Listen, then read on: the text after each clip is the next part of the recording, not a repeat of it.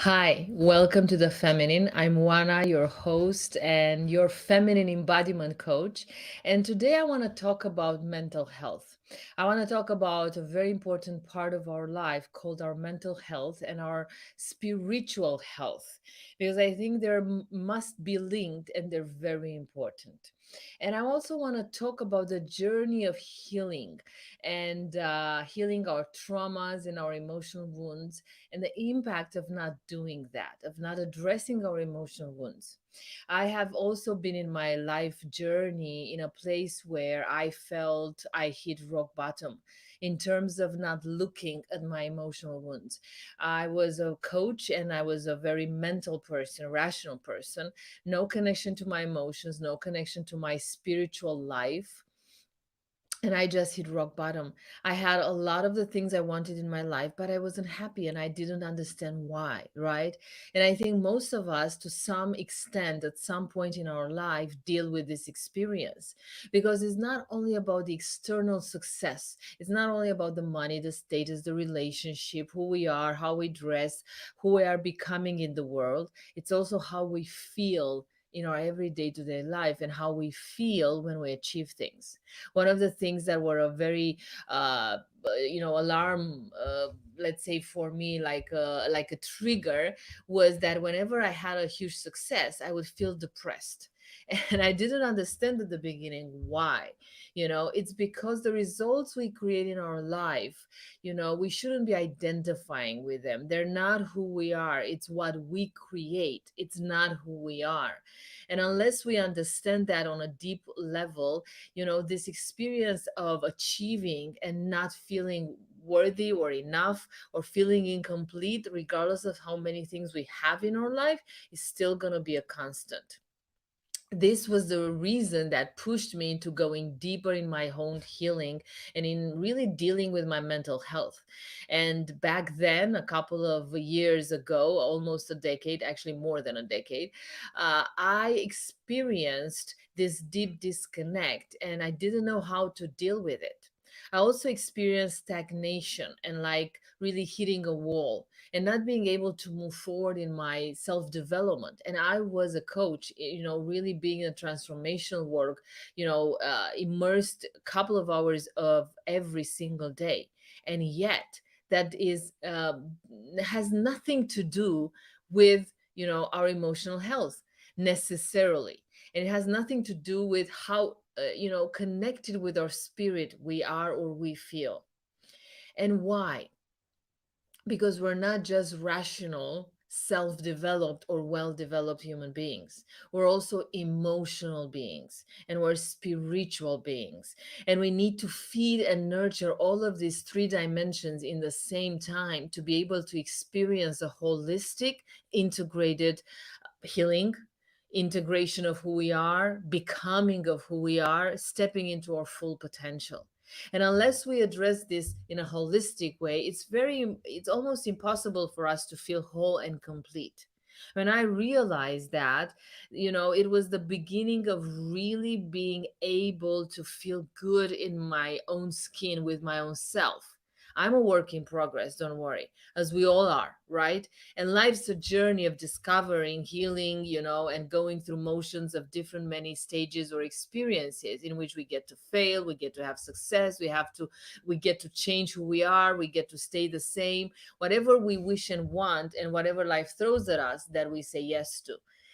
But, you know, regardless or in the same time with that, how we feel and how we experience ourselves can be shifted, right? While we are a work in progress, we can experience deep, complete, everlasting healing. While we are a work in progress, we can have an amazing breakthrough in our own transformation and break free from constraints of the past for good. you know and it's not a function of how many books we read. It's not even a function of how many workshops we take. or how many things we undergo in our self development. And you may be a trainer or coach or facilitator, and that there are moments in your life where you feel you stagnate, you feel overflown by the same negative emotions or trauma experience, although you've really worked, and you don't know why is this stagnation happening, why are we hitting these walls. Well, first of all, I think trauma comes back, and we have to kind of learn to navigate, embrace, integrate, and play, love, dance with it, because it is like, even if we do extensive trauma work, the memory of trauma is still there. And actually, one of the things that helps us understand the amount of long lasting healing work that needs to be done in relationship to trauma specifically would come in a simple explanation like this. When there's a situation that traumatizes us or leaves a scar, it leaves an emotional wound, our psyche um, sets itself and puts himself in three different parts. There's the part who's wounded, and most of the times, this part who is wounded, I call it an inner child part, because it will carry itself under our subconscious, getting hidden there until we're ready to look at the pain that we felt in that moment. And that's the inner child. There's another part of us, which I would call the strong suit, meaning the character, the strong surviving mechanism we develop when we are in pain in order to not feel the pain again, right? And then there's the healthy part. And actually, the healthy part is the part in you that's going to move on, survive the event, and thrive beyond it. So it's the part in you that's listening right now to me. That's the healthy part, right? And if the healthy part is big enough, then we're able, and we have a lot, and we have also inner resources to move through pain, to move through limitations, and we're successful and thriving in our life. Yet that doesn't mean we've overcome the pain we've experienced in a past event in our psychological realm, right? And it doesn't even mean that we're not that character who tries to avoid by being smart, by being right, by being brave, by being, I don't know, insanely outgoing or deeply introverted, whatever your thing is, that you decided when that incident happened, that's going to be your rescue boat. It's going to be your survival mechanism, right? Now, we stagnate because most of the time we work on the healthy part and we work on the survival mechanism, and we do it in a rational way. All right. But our inner child, the part that's actually in our subconscious, hitting the memory and hitting the pain, is not rational. You know, our inner child, is emotional and spiritual. What does that mean? Well, it works in metaphors, it works through emotions. It connects and links with us through an experience rather than a knowing. And that's why we sometimes don't do a deeper inner work in relationship to healing our traumas, although we work extensively on our traumas. Because the avenue, the language with which we get to connect with that part of us that's going to bring up to surface all our memories, that's going to give us a clear insight at the root cause of our suffering. It's going to show us exactly how we're broken, why we're broken, and what we need to do to really heal. Doesn't function in a rational manner. It's not logical. And if we come in communication with this part of us, like we are as adults, strong, determined, committed, it's really most of the times gonna scare that inner child back more into the subconscious, and help it retrieve more into the subconscious. So, what's the language? Well, it's a language of love. And sometimes that's very difficult for us to grasp as adults because we haven't received that love that we now have to provide for this broken part of our soul. So we're a little bit clueless on how to generate that type of intimacy and that type of tuning in and that type of alignment and that language of love with our inner child. Of course, We experience this lack also in our relationship with our biological children. That's why inner child work is amazing if you're currently a parent biologically and you have biological children, because it's pretty much the same thing. We come with our children towards our children from a superior standpoint of view. We don't look at their world from their shoulder level, through their lenses, through their own eyes. And that's why we don't tune in. And when we don't, we do not communicate in a way that gets to them and grasps their hearts. And that's why they hit, they sometimes shower a resistance in relationship to us. How do you tune in?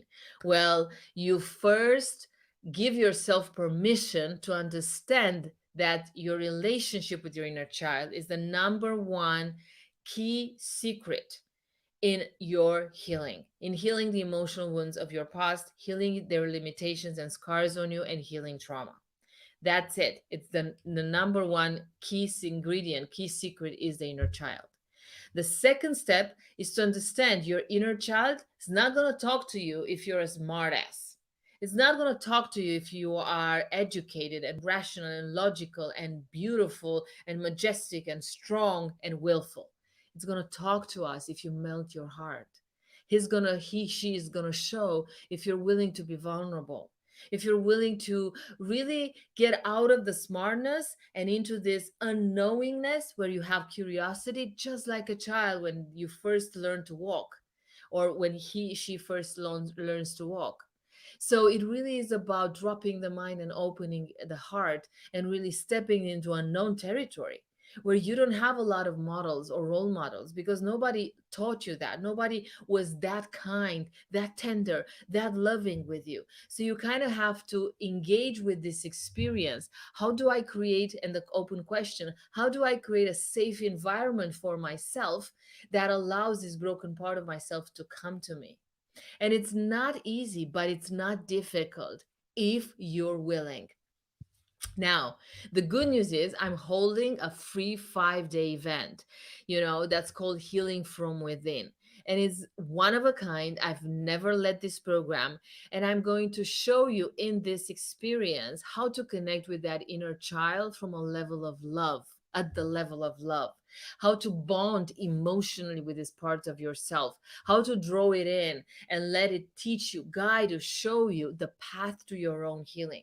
And I've called it healing from within because it is exactly what happens when we connect with our inner child. We develop the ability and the strength and the power to look at our emotional scars, go through the pain, activate inner resources that we never knew are possible, we never knew we have them, and really heal from within. It is in conjunction with the inner child. I've been in the development work for 2 decades. I've learned everything. I've done everything you could have imagined and much more. I've drank those ayahuascas, I did those meditations, I went in Asia, I went in the United States, I went in Europe. I've done a lot of things, and I'm proud of the things I've done, and I think they are really important in who I have become, both as a human being, as a woman, and a facilitator. But the number one thing I've learned, that all that knowledge, all that theory, you know, it's not going to carry the day when I have to face my own pain. I need to develop an empathy with myself. You need to develop an empathy with yourself, a kindness with yourself that you need to learn, because most probably you don't know how to. Just like me when I first started. And that empathy is going to carry a long mile. It is how we actually move beyond stagnation in our healing process. It is actually how we access radical, massive change in our life through the inner child, through emotionally tuning in and bonding with the inner child. In this 5-day free experience called Healing from Within, we're going to address the 4 primary emotional wounds most of us carry: abandonment, rejection, humiliation, and neglect. These are the scars that we have experienced, some of them, all of them, to some level or to some extent in our childhood and adolescence. And they're going to carry us through because they're going to teach us how to bond with the inner child to a whole new level. Now, you may think, I'm too busy. I don't want to distract myself with the past. I don't really want to engage in all that deep inner work and that inner self labor. I want to focus on manifestation. I want to focus on having that car. I want to focus on being that evolved human being. I want to focus on making money. I don't have time for this. I want a relationship in my life. I'm going to do all those practices that are going to, attract the one of a kind. Well, I would defer. I would really argue against it. Why? Because the number one ally in your manifestation, whether you are aware of it or not, is your inner child. Those synchronicities, that magic, that deep alignment, when you have it, is because your inner child's on board. And without it, you're alone, you're scared, you're living in scarcity, trauma is bigger than you, and you're stuck. Now, whenever I hit that disconnect, I don't rush into things I know. I stop and breathe, and I bring my inner child into alignment. I bring it back to my own awareness. I bond with it to new levels, and every single time my inner girl shows me the way. And when I secure that relationship, when I have her alignment, my manifestation goes through the roof every single time. So I would invite you to consider that it's actually bonding with your inner child that's going to give you that fast track path to achieving the things you want in your life right now. So check it out. Come join me live all the way through, because it is an act of self love that you deserve to give yourself, and give yourself the experience, not the theory, of really healing from within. You can check the link in the bio or comments wherever you're watching us on all our channels, and make sure you sign up for this amazing experience. It's one of a kind, and I promise you it's going to set the record straight about what to do and how to do it in relationship to long lasting and massive change in your life.